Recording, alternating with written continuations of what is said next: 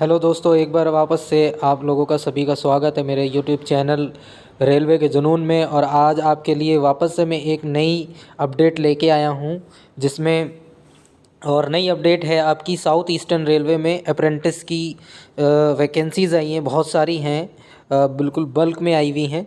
ठीक है, तो आज मैं आपके साथ शेयर करने वाला हूँ कैसे क्या क्राइटेरिया रहने वाला है और कितनी कौन कौन से स्टेट में कितनी जॉब हैं, कितनी वैकेंसी हैं, कौन कौन लोग इसको फिल कर सकते हैं, कितना फ़ीस है, लास्ट डेट क्या है और क्वालिफ़िकेशन क्या लगेगी। ठीक है, तो जाहिर सी बात है अप्रेंटिस है तो इसमें आपको ये आईटीआई वालों के लिए है और 12वीं वालों के लिए है।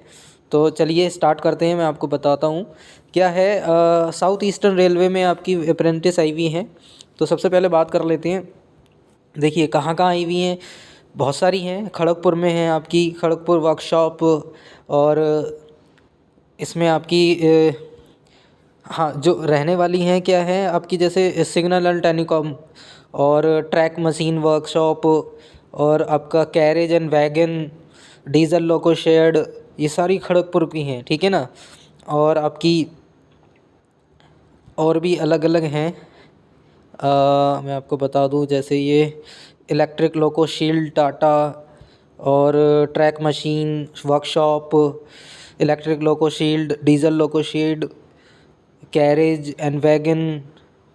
ठीक है, तो बहुत सारी हैं। देखिए जैसे कि मैं आप ये देख पा रहे हैं। ठीक है, तो मैं एक एक करके शेयर कर देता हूँ आपको किसमें कितनी हैं। फॉर एग्ज़ाम्पल हम ये रही आपकी खड़गपुर वर्कशॉप में आपकी, देखिए सबसे ज़्यादा हैं आपकी किसमें, फिटर में कितनी हैं। अनरिजर्व्ड वालों के लिए 51 और ओबीसी 27, एससी 15, एसटी 7, टोटल 100 सीटें हैं आपकी फिटर के अंदर। ठीक है, ऐसे ही आपकी Turner, electrician, welder, mechanic, machinist, refrigerator, AC mechanic, painter में भी है आपकी। ठीक है, तो चलिए मैं बताता हूँ इसकी। वैसे तो आप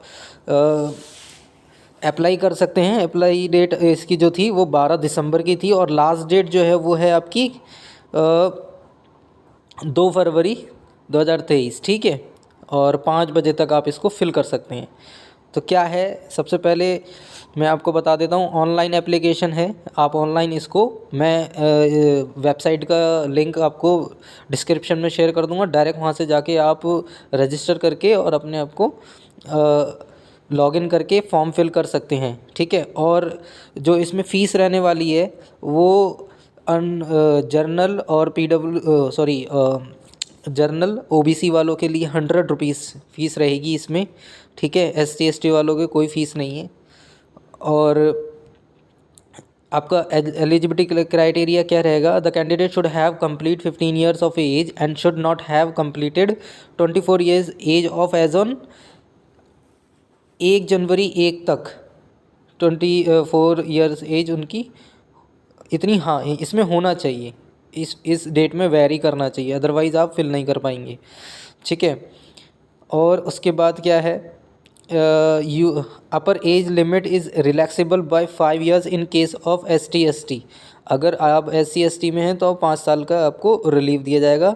3 years in case of OBC candidate and 10 years for physically handicap. 3 साल दिया जाएगा रिलैक्सेशन ओबीसी वालों को और 10 साल दिया जाएगा जो लोग हैंडीकैप्ड हैं।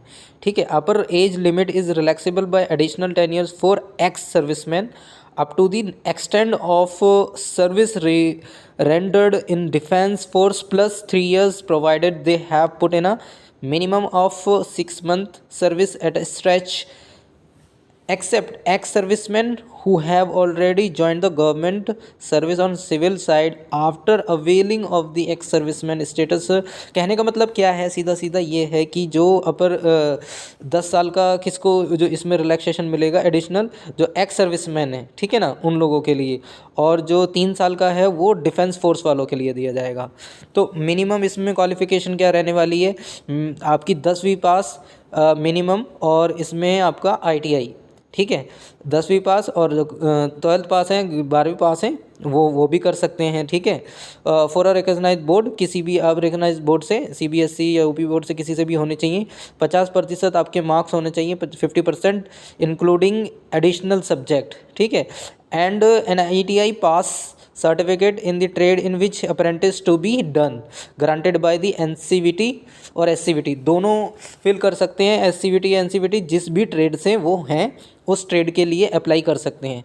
मेडिकल फिटनेस में क्या रहेगा आपका, a person shall be eligible for being trained under the Apprentice Act 1961 and the Apprentice Rule 1962 as amended from time to time if he or her she satisfies the minimum standard of physical fitness as prescribed in the aforesaid act and rules and the standard prescribed for imparting training to be the relevant certified railway medical doctor to prescribe format given at annex form second जो यहाँ पर है, ये इसके through ये आपको देखिए last में आप देखेंगे तो एक फॉर्म है, ये रहा, ये यहाँ से स्टार्ट है, ठीक है।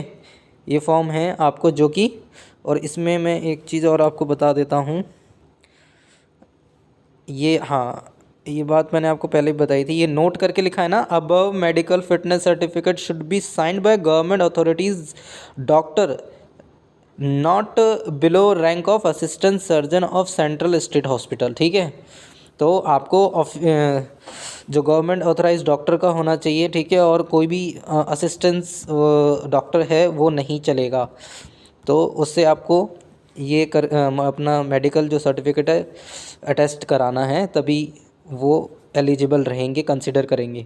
मोड ऑफ सिलेक्शन का वही रहने वाला है, आपका मेरिट बेस पे रहेगा। Selection will be on the basis of merit list prepared tried wise respect of all the candidate who apply against the notification to respective trade. The merit list in each trade will be prepared percentage of marks obtained in matriculation with minimum 50% aggregate marks for purpose calculation of percentage of matriculation marks.